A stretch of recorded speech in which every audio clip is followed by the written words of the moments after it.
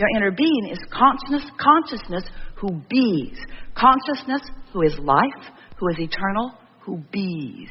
So this inner being has taken all of the expansion that you have offered it through the living of life and is not holding back ever like you may be.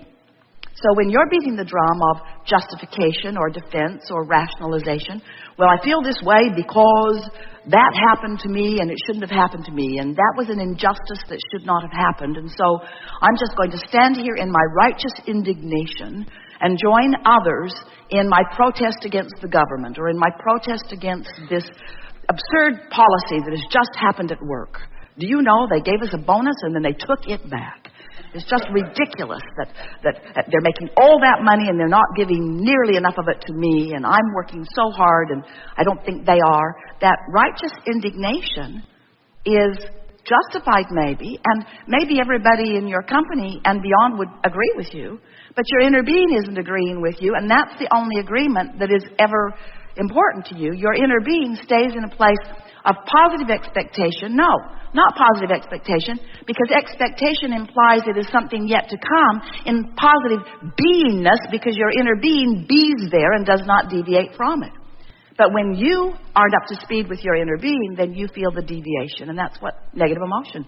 Light, slight, severe, strong, that's what negative emotion is. It's your indicator that you're not up to speed with your expansion. Now, negative emotion, we think it is such a wonderful thing because negative emotion is your indication of two things. First, you're not up to speed, and you might say, well, just soon not know that. We say, no, really, you want to know that. It's like putting your hands on the hot stove. Oh, ouch, you say, ouch. Could you please just put Novocaine in my fingers so that is not such a painful experience? And we say, not really a good idea, because you really want to know if you're touching a hot stove before it goes further than you want it to go, don't you? And so the negative emotion is the same thing. You want to be sensitive to it so that you can benefit from the guidance it is giving you. So negative emotion is telling you two things. It's telling you, first, that you're not up to speed, but it's telling you something else really, really important that we so want you to hear. It's telling you you have expanded. The bigger part of you has expanded beyond where you're practiced. Don't you like knowing that? I have expanded beyond what I have learned to allow. Well, you know what that means? If you've expanded beyond what you have learned to allow, that means there's some good times coming to you, because the deliciousness of life, the true essence of life, the part of life that you call exhilaration or adventure, the part of life that you call passion, the part of life that you climb mountains for or that you get into new relationships for, the part of life that you were born for, the part of life that you love the most of all is that moving in the direction of the further expansion. And we really want you to hear us when we say moving in the direction of it, because moving in the direction of it is all that you're ever going to do, because you're never going to catch it. Oh. That doesn't seem right. I'm never going to catch up with who I am. Not really. Because there will always be more that will cause you to expand. And so if you can come to the place where you savor the problem as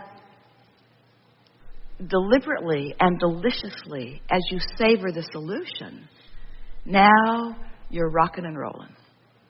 Because you can't have a solution without a problem, and you can't have expansion without asking, and you can't ask without contrast, and you can't be alive without that. You can't be here in this physical format without life causing you to know more clearly all day, every day, what you would prefer. So you got that, didn't you?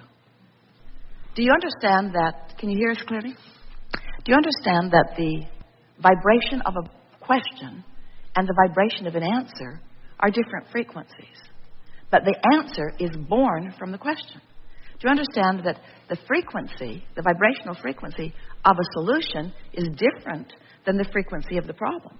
But they are tied together in this vibrational wave. In other words, they are equal parts of the same concept. It's why humans talk about duality. We don't follow that conversation too fully because it takes you off on all kinds of wild goose chases. But it is so nice to know that you are constantly expanding and that everything you feel, no matter what, is about one thing and one thing only. It's about your personal, in this moment of the feeling, vibrational relationship with that expanded version. Sometimes over the years, Esther has said, as she's standing in a place not feeling so good, and as she's been listening to us long enough to know that the worse she feels, the better we feel. What's up with that? If you were really a non-physical entity that was worth its salt, you'd have empathy for me and you'd come over here and comfort me. And we say, that's the thing that you got to understand and accept and come to adore about your inner being. Your inner being takes the expansion and holds that place marker for you.